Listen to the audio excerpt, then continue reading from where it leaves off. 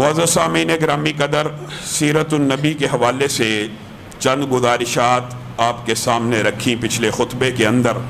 نبی کریم صلی اللہ علیہ وسلم کے آباء و اجداد کا تذکرہ کیا، نبی کریم صلی اللہ علیہ وسلم کے پردادا ہاشم کا ذکر کیا، اس کا معنی بتلایا۔ ایک بات جو ان کی سیرت کے حوالے سے ان کے پردادا کی جو رہ گئی تھی وہ یہ تھی کہ آپ نے سورۃ قریش لإیلاف قریش ایلافہم رحلۃ الشتاء والصیف، سب کو الحمدللہ جتنے مسلمان ہیں سب کو پتہ ہوتا ہے یہ سورت ہے اور اکثر کو حفظ بھی ہوتی ہے۔ اس سورت کے اندر اللہ رب العزت نے دو سفروں کا ذکر کیا تجارتی، وہ دو سفر ایک سردیوں کا اور ایک گرمیوں کا۔ ان دو سفروں کا جو آغاز ہوا وہ نبی کریم صلی اللہ علیہ وسلم کے پردادا نے کیا، اور انہوں نے یہ جو دو سفر کیے ان کے تجارتی قافلوں کو پورے حجاز کے اندر، گزشتہ خطبے کے اندر آپ کے سامنے اس بات کو رکھا تھا کہ حجاز کے اندر خانہ کعبہ کی تولیت شروع سے نبی کریم صلی اللہ علیہ وسلم کے خاندان میں کیسے منتقل ہوئی، ابتداً قبیلہ جرہم سے قریش کے اندر کیسے آئی، یہ ساری تفصیلات ہم نے رکھی۔ لیکن یہ جو تولیت ہے اس کا دائرہ کار صرف مکہ کے اندر تھا۔ مکہ سے مراد کیا؟ یعنی بیت اللہ کی تولیت، بیت اللہ کی جو اس کو بالعموم شریف مکہ بھی کہا جاتے ہیں، ان کو شریف مکہ بھی کہا جاتا ہے۔ یہ آواز کہاں سے آ رہی ہے؟ ان کو شریف مکہ بھی کہا جاتا ہے، اور اس کا مطلب یہ ہے کہ یہ صرف اور صرف خانہ کعبہ کی تولیت ان کے پاس تھی۔ اس تولیت کی وجہ سے پورا حجاز کا علاقہ ان کی عزت کرتا تھا، ان کا احترام کرتا تھا۔ اسی عزت اور احترام کو مد نظر رکھتے ہوئے نبی کریم صلی اللہ علیہ وسلم کے پردادا نے یہ فیصلہ کیا کہ قریشی دو تجارتی قافلے ایک سردیوں میں ایک گرمیوں میں نکالا کریں، ہمیں کون سا خطرہ لڑائی کا؟ یعنی قریشیوں کی تو عزت اس تولیت کی وجہ سے پورے علاقے حجاز میں ایسی ہے، کوئی ان کو نہیں لوٹے گا، ان کے قافلوں کا احترام ہوگا۔ انہوں نے یہ دو قافلوں کا اجرا کیا، یہ نبی کریم صلی اللہ علیہ وسلم کے پردادا ہیں، اور ان کے اجرا کی اور ان کے عزت اور احترام کو اللہ رب العزت نے قرآن پاک میں ذکر کر دیا، لإیلاف قریش ایلافہم رحلۃ الشتاء والصیف فلیعبدوا رب ھذا البیت۔ اللہ نے یہ بھی کہا، چاہیے تو یہ تھا کہ قریش کی محبت جو اللہ نے لوگوں میں ڈالی، اور قریش کے دو جو سفر اللہ رب العزت نے امن اور امان کے بھوک سے محفوظ کرنے کے رکھے، چاہیے کیا تھا؟ چاہیے یہ تھا کہ یہ اللہ کے اس گھر کے رب کی، یعنی یہ جو گھر ہے اس کے رب کی خالص عبادت کرتے۔ چاہیے یہ تھا کہ اللہ تعالیٰ نے جو انعامات کیے، بھوک کے اندر کھانا دیا، جنگ کے اندر امن دیا، یہ قریشیوں ہی کو فضیلت ملی، اور کوئی وہاں پہ صحراؤں میں اتنے بڑے تجارتی قافلے مال و دولت کے ساتھ جاتا، لٹ جاتا صحرا کے اندر، لیکن اللہ رب العزت نے یہ جو قریش کی محبت لوگوں کے دلوں میں ڈالی تھی، کس وجہ سے؟ خانہ کعبہ کی تولیت کی وجہ سے، سقایت الحاج کی وجہ سے، عمارت المسجد الحرام کی وجہ سے، یہ سارے حجاج کی خدمت کیا کرتے تھے۔ اس وجہ سے ان کا ایک احترام تھا معاشرے میں، اس احترام کا اللہ تعالیٰ نے اس صورت میں ذکر کیا، اور بعض مفسرین نے اس حوالے سے یہ بات کہی ہے، اور یہ بات یاد رکھیے، اس بات کا اختلاف ہونا، مفسرین کا آپس میں کسی علمی نقطے کے اوپر اختلاف ہو جانا، یہ چنبے کی بات نہیں ہے، لیکن اجماع امت ہے کہ سورت فیل اور سورت قریش الگ الگ صورتیں ہیں۔ اگرچہ اختلاف بعض مفسرین نے کیا ہے کہ یہ ایک ہی صورت ہے، اللہ رب العزت نے پہلے سورت فیل کے اندر وہ سارا فیل کا واقعہ بیان کیا، اور اس فیل کے واقعے کے درمیان ہمارے نزدیک تو بسم اللہ کے ساتھ اللہ نے دونوں صورتوں کو علیحدہ علیحدہ کیا۔ یہ ایک صرف معلومات کے لیے آپ تک یہ بات کہہ رہا ہوں، الحمدللہ اجماع ہے، الگ الگ صورتیں ہیں، لیکن بعض مفسرین نے لکھا صورتیں دونوں ایک ہیں۔ بعد میں بسم اللہ کے ساتھ اللہ رب العزت نے ترتیب توقیفی میں الگ کر دیا، لیکن جو مضمون چلتا آ رہا ہے نا وہ الم تری کیف فعل ربک باصحاب الفیل تھے، یہ سارے کا سارا وہی مضمون چلتا آ رہا ہے کہ اللہ نے ہاتھی والوں کو تباہ کیا، یہ قریش والوں کے اوپر احسان کیا، ایک ہی صورت ہے، لیکن حقیقت یہی ہے کہ یہ دونوں الگ الگ صورتیں۔ اب عبد المطلب کے حوالے سے تفصیلات آپ کے سامنے پچھلے خطبے میں رکھی۔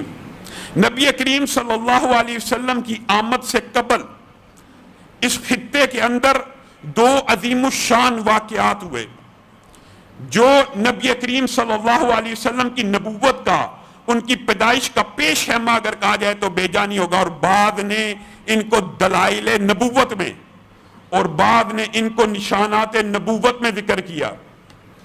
پہلا واقعہ جو بہت اہم ہے وہ کیا ہے؟ عبد المطلب حتیم میں ہیں، لیٹے ہوئے ہیں، ابراہیم علی نے حضرت علی کے ساتھ صحیح سند سے یہ واقعہ ذکر کیا، سند بھی صحیح ہے۔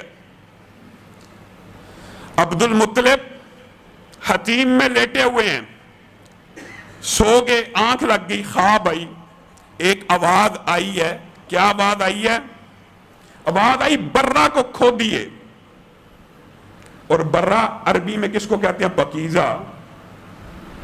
آپ کو پتہ ہے برہ کا معنی کیا ہوتا ہے؟ عمدہ، صاف، طاہر، اس کو کھو دیے۔ ترتیب بعض روایات میں آگے پیچھے موجود ہے کہ سب سے پہلے ایک آواز آئی، اس نے کہا طیبہ کو کھو دیے۔ بہرحال ساری روایات کو جمع کیا جائے تو 4 مختلف نام خواب میں آئے عبد المطلب کی۔ خواب میں آیا برہ کو کھو دیے، معنی پکیزہ، طیبہ کو کھو دیے، طیب کا معنی آپ کو پتہ کیا؟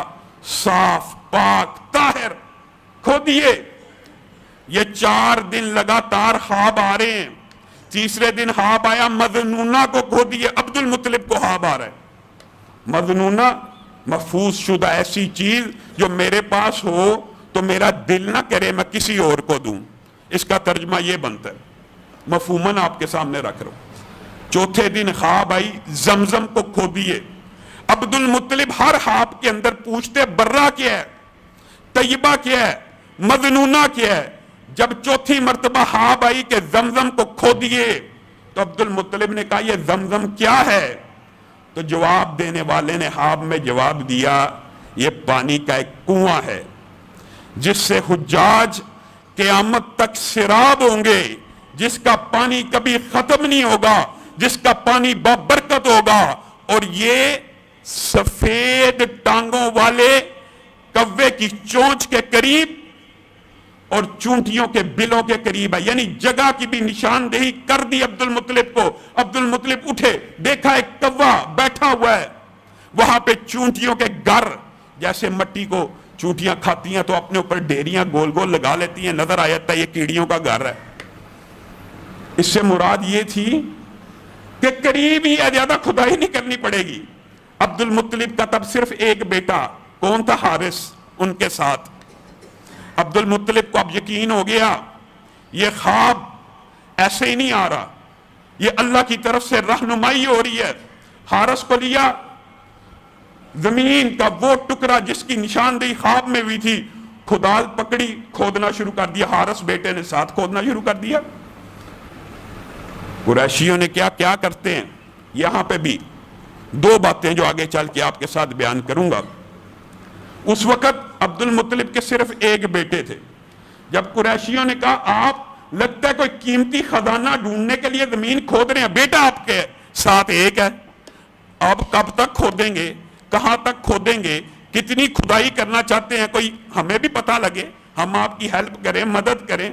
کہا نہیں مجھے آپ کی ہیلپ کی ضرورت نہیں۔ اور یہاں پہ بعض مفسرین نے لکھا عبد المطلب کے کلیجے کو چوٹ لگی اپنے رشتہ داروں کی یہ بات سن کے کہ اکیلے اپنے بیٹے کے ساتھ کھود رہے۔ عبد المطلب نے کہا اللہ مجھے 10 بیٹے عطا کریں تو ایک بیٹا میں تیری راہ میں ذبح کر دوں گا، قربان کر دوں گا۔ اور بعد نے اس منت کو، اس نظر کو آگے چل کے بیان کیا، وہ واقعہ بھی آپ کے سامنے رکھتا ہوں، اسی واقعے کے تسلسل میں موجود ہے۔ بعد نے کہا یہ وہ لمحہ تھا جب انہوں نے دعا کی، اور بعد نے کہا وہ لمحہ بھی آگے آئے گا۔ اب جب کھدائی شروع کی حارس کے ساتھ، خواب میں وعدے تھا قریب ہوگا۔ جب کھدائی کی کنویں کی منڈیریں نظر آنا شروع ہو گئیں تو قریشی ان کے ارد گرد اکٹھے ہو گئے، لگتا ہے آپ نے اپنا مطلوب اور مقصود پا لیا۔ کہا ہاں مجھے خواب آئی تھی، یہ ہمارے باپ اسماعیل کا وہی کنواں ہے جب وہ ایڑیاں رگڑتے تھے، اور یہ بھی روایات میں دو الفاظ ہیں، جبریل نے پیر مارا تھا کہ پر مارا تھا، اور زیادہ روایات اس بات کی طرف اشارہ کرتی ہیں کہ جبریل امین نے پر مارا تھا، اور اسماعیل جہاں پہ ایڑیاں رگڑتے تھے وہاں سے کنواں برآمد ہوا پانی کا۔ عبد المطلب نے جب اس راز کو افشا کیا تو قریشی اس کو سعادت کی بات سمجھتے ہوئے الجھ پڑے۔ کہا ہمیں اس میں شامل کیجئے، ہم بھی اولاد اسماعیل ہیں، ہم بھی اسماعیل کے بیٹے ہیں، ہم بھی قریشی ہیں، ہم حصے دار ہیں۔ عبد المطلب نے کہا ہرگز نہیں، نشاندہی میرے لیے ہوئی، حکم مجھے ملا، خواب میں اشارہ میرا ہوا۔ آپس میں جھگڑا ہو گیا۔ انہوں نے کہا کسی کو منصف بنایا جائے۔ کچھ باتیں تلخ ہوتی ہیں، لیکن یاد رکھیے قریش کے اندر شرک کی عادت اس قدر زیادہ تھی، جس کو دور کرنے کے لیے اللہ رب العزت نے نبی کریم کو بھیجا کہ خانہ کعبہ کے اندر بھی بت رکھے ہوئے تھے، اور اب فیصلے کے لیے کس کو متعین کر رہے ہیں؟ کہا بنو سعد کی ایک کاہنہ ہے، وہ جو فیصلہ کرے گی ہمیں منظور ہوگا۔ ہر قریشی قبیلے کا ایک فرد عبد المطلب کے ساتھ اس کاہنہ کی طرف روانہ ہو گیا۔ اب جب وہ روانہ ہو گئے، ساتھ پانی بھی تھا، ساتھ سامان بھی تھا، اللہ کا کرنا، جو اللہ کو منظور تھا وہی ہونا تھا۔ یہ پیش ہے میں نبی کریم صلی اللہ علیہ وسلم کی آمد سے قبل ان کی آمد کے انتظامات اللہ رب العزت نے کیسے کیے۔ قافلہ راستہ بھول گیا، صحرا میں پھنس گئے، پانی ختم ہو گیا۔ عبد المطلب جب سارے کا سارا پانی ختم ہوا، انہوں نے کہا مجھے یہ بات مناسب لگتی ہے، ہم میں سے ہر شخص اپنی قبر کھودے، اپنی قبر کھود لے، جو پہلے مر جائے اس کو ایک گڑھے میں دفن کر دیا جائے۔ اس سے یہ ہوگا کہ صرف ایک آدمی بغیر قبر کے رہ جائے گا، اور وہ چاہے تو اپنے گڑھے میں لیٹ جائے، کبھی ہوا چلے مٹی اڑ کے اس کی قبر پہ آ جائے گی، لیکن یہ اس چیز سے بہتر ہے کہ سب بغیر قبر کے صحرا میں لیٹے رہے۔ عبد المطلب کی اس تجویز کو سب نے قبول کیا، اپنے لیے قبروں کے گڑھے کھودے۔ اب موت کا انتظار کرنے لگے، پانی ختم ہو چکا ہے، زیادہ راہ ختم ہو چکا ہے۔ عبد المطلب نے کہا میں نے مشورہ تو دے دیا تھا، لیکن یہ بات اب میرے ذہن میں آ رہی ہے، جب تک زندہ ہیں ہمیں سٹرگل کرنی چاہیے پانی کی تلاش میں۔ کہا ہمت اب جواب دے گی ہے، جو پہلے آپ نے بات کی ہے وہی ٹھیک ہے۔ کہا نہیں، اٹھو، نکلتے ہیں تلاش کے لیے پانی کی۔ جیسے ہی عبد المطلب نے اپنی سواری کو اٹھایا، اس کے نیچے سے پانی کا چشمہ رواں ہو گیا۔ یہ نبی کریم صلی اللہ علیہ وسلم کی آمد کے ایسے انتظامات ہیں۔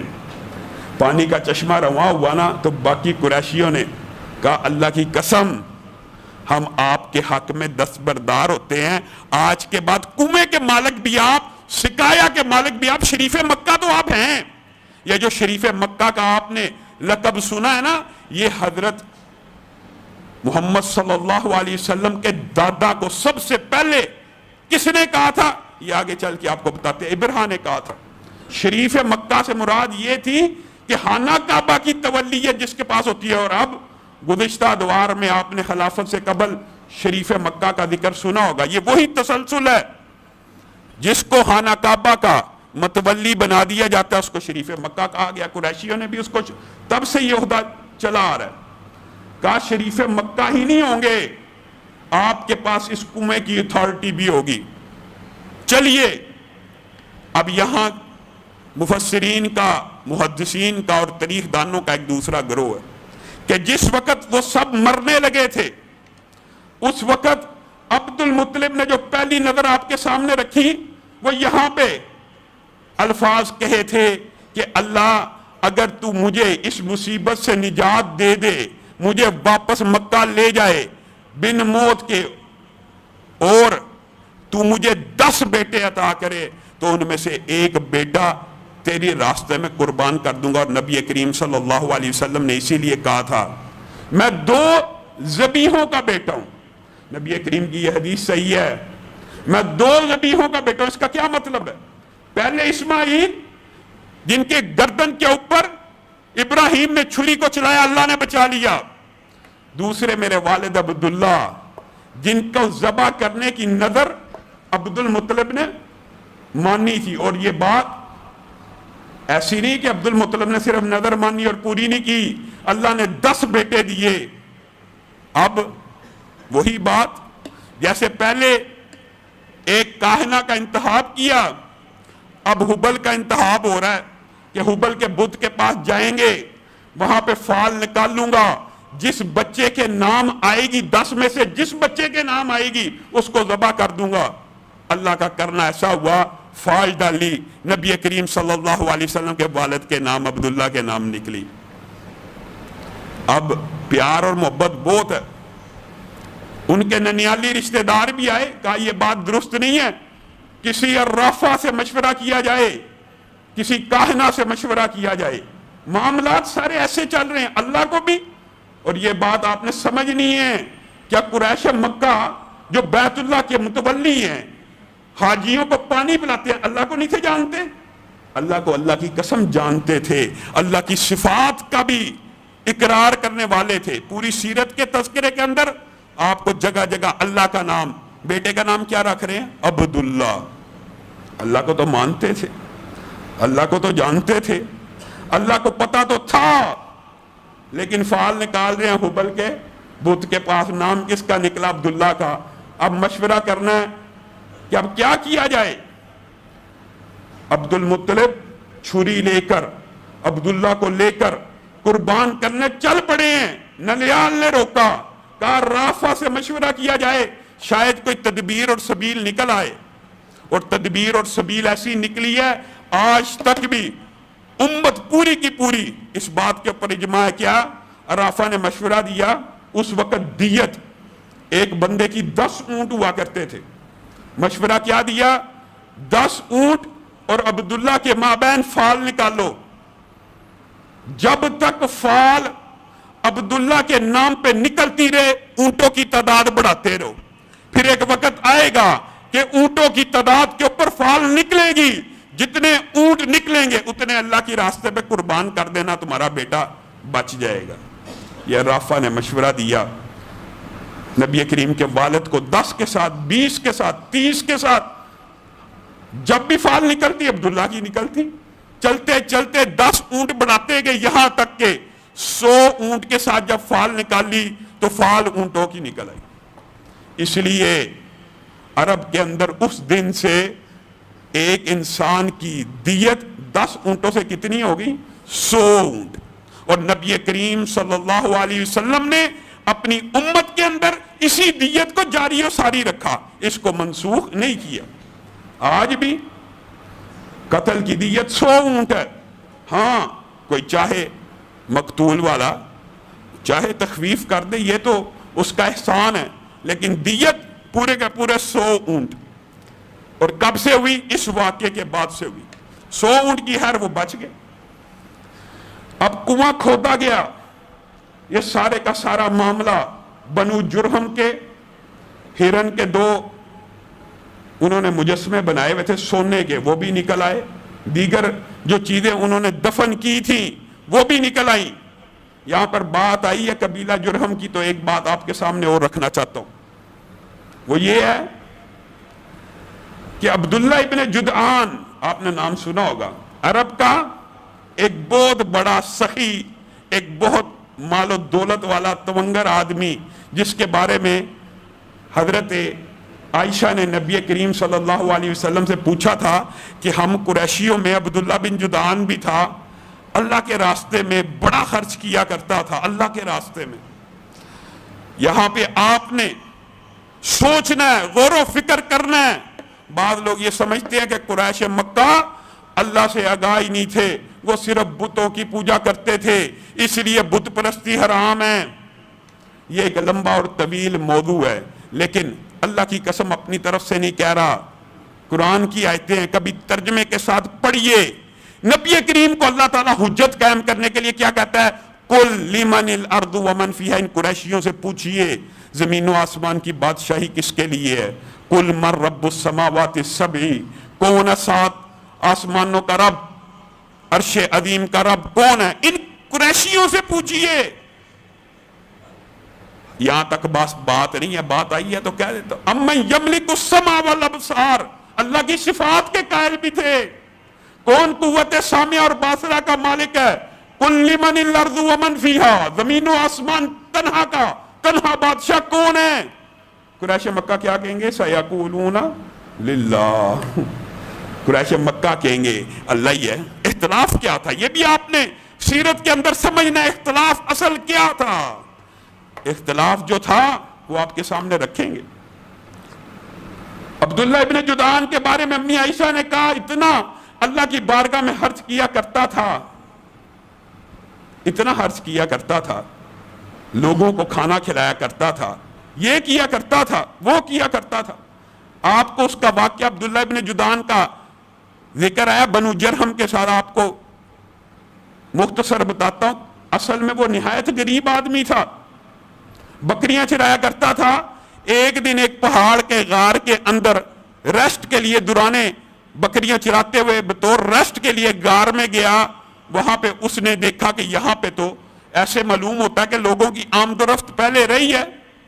اس نے ان اثرات کا، ان نقشوں کا، یعنی جو نقشے پا لوگوں کی آمد و رفت کے ان کا تعاقب کیا، یہاں تک کہ پتھر کے پاس پہنچا، پتھر کو اٹھایا۔ لمبا چوڑا واقعہ، اس کے پیچھے سارا قبیلہ بنو جرہم کے جب لوگوں نے ہجرت کی، جو پچھلے خطبے میں آپ کے سامنے رکھا تھا، چھوڑ گئے تھے۔ 2000 برس تک خانہ کعبہ کی تولیت ان کے پاس تھی، پھر ان کے اوپر زوال آیا، یہ سارا سونا چھوڑ گئے۔ ایک اس پہاڑ میں دفن کیا، باقی اس زمزم کے کنویں میں تھا۔ اب عبداللہ بن جدعان کو جب یہ سارا سونا، ہیرے جواہرات ملے، یہ آہستہ آہستہ اپنے گھر میں منتقل کرتا رہا اور کرتا رہا۔ سارا منتقل کرنے کے بعد لوگوں کے سامنے اس نے یہ رات ابتداءً افشا نہیں کیا مجھے ملا، انفاق کرنے لگا، خرچ کرنے لگا، حتیٰ کہ نبی کریم صلی اللہ علیہ وسلم نے فرمایا میں آج تک اس دیگ کو یاد رکھے ہوئے ہوں جو عبداللہ ابن جدعان نے بنائی تھی۔ کس کے لیے؟ حاجیوں کے لیے۔ وہ اتنی بڑی دیگ تھی کہ میں محمد صلی اللہ علیہ وسلم اس کے سائے میں دھوپ میں ریسٹ کیا کرتا تھا، اور اس دیگ کے اندر وہ کیا کیا کرتا تھا؟ حاجیوں کو کھانا کھلایا کرتا تھا۔ 1000 سوٹ ہر سال حاجیوں کو پہنایا کرتا تھا۔ امی عائشہ نے نبی کریم سے پوچھا اس کا کیا بنے گا؟ تو نبی کریم صلی اللہ علیہ وسلم نے کہا جس طرح وہ اللہ کو مانتا تھا اسی طرح اس کا عقیدہ یہ بھی تھا کہ لات بھی مشکل کشا ہے، منات بھی مشکل کشا ہے، وہ آگ میں جلے گا، جنت میں نہیں جائے گا۔ صرف کو اللہ کو مان لینا کافی نہیں ہے، اللہ کو اس طرح ماننا کہ اللہ کی ذات کے ساتھ پھر کسی کو شریک نہیں ٹھہرانا، یہ مکمل دین ہے۔ یہ عبداللہ بن جدعان جیسا نیک آدمی جو لوگوں کے سامنے اللہ کے راستے میں اتنا خرچ کیا کرتا تھا، اس کو زبان رسالت نے جہنم کی وعید سنائی ہے، جنت میں نہیں جائے گا۔ دوسرا اہم واقعہ جو نبی کریم صلی اللہ علیہ وسلم کی پیدائش سے قبل جزیرۃ العرب میں بلکہ پورے عرب میں اور پوری دنیا میں معروف ہوا، جس کو آپ ہاتھیوں کا واقعہ، فیل کا واقعہ معروف سمجھتے ہیں۔ یہ ابرہا نامی، ابرہا، برہما، برہمن، یہ بات یاد رکھیے، بات آئی ہے تاریخ کی چونکہ بات ہو رہی ہے، اس لیے یہ بات بھی سمجھ لیجئے، یہ جتنے الفاظ ہیں یہ کس کا مخفف ہے؟ ابراہیم کا۔ حضرت ابراہیم جد الانبیاء ہیں۔ آپ یہ دیکھیے کہ یہ نام ہمارے ہمسایہ ملک ہندوستان تک برہما کا، برہمنوں کا، یہ ساری کی ساری ابریویشن جدید دور کے جو اسکالر ہیں ڈاکٹر ذاکر نائک احمد دیدات وغیرہ، انہوں نے کہا یہ بھی ابراہیم کا محفف ہے، بلکہ انہوں نے یہاں تک کہا ہے کہ حضرت سارہ کو ہمارے ہمسائے میں سری دیوی کہا جاتا ہے۔ حضرت سارہ کے نام کو برہمن ابراہیم سے اور سری دیوی حضرت سارہ سے، واللہ عالم۔